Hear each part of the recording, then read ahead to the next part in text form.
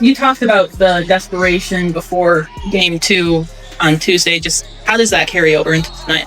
I think anytime that you're a win or go home situation, there's desperation. And so it has to carry over.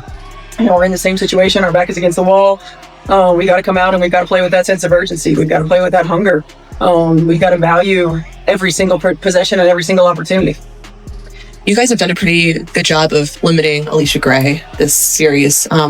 When it comes to the perimeter defense on her specifically, what do you like from that? What do you have to do tonight to make sure she doesn't get going? Well, we got to keep her uncomfortable. I think Kelsey has done a really good job of just staying on her and trying to make everything really difficult for her.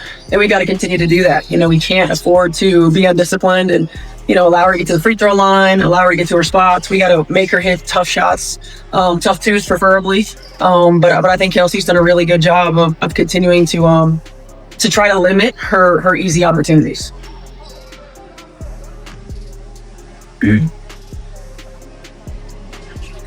Coach, we were able to see Aliyah battle with Bree Jones. How important is it to get her going early? It's important.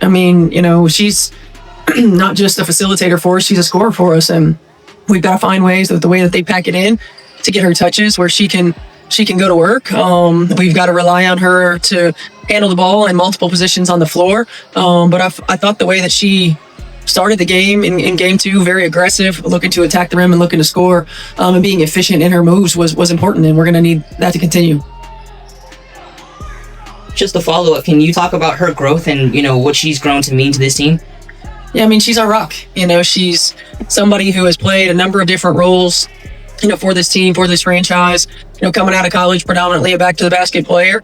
Last year with C, a lot in the 2-man game, and this year we're adding playmaker to her role. And, she's continued to elevate her game. She's continued to embrace expanding her game. I love the threes that she took in game 2. Want her to continue to do that and hunt those opportunities. She really has been our rock, and we need her to take it to another level for us tonight. It sounds like the Dream might be switching up their defense on Kelsey for tonight. How do you guys keep her going and make sure also at the same time that it's not, relying too much on her, but, knowing that she's so important in what you guys do offensively? Yeah, I think we have consistently relied too much on her, and she's continued to answer the call. We just got to continue to get her moving. We've got to work a balance of off-ball and on-ball actions, multiple screening actions, multiple players being involved as well. Move her around on the floor, sometimes in the middle of the floor, sometimes on the wing, sometimes coming out of corners.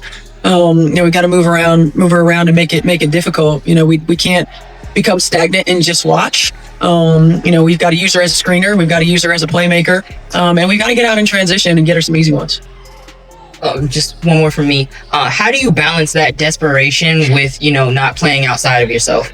Yeah, I think it's just, it's a mindset.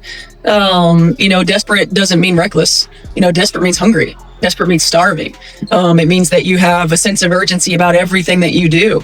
We have to be willing to get on the floor after loose balls. We have to be willing to understand the magnitude of every possession. We have to be willing to finish plays with box outs. It's that kind of urgency and desperation in terms of understanding, what's at stake. And nobody on our team, and we talk about this a lot, nobody needs to play outside themselves, but everybody needs to be the best version of themselves.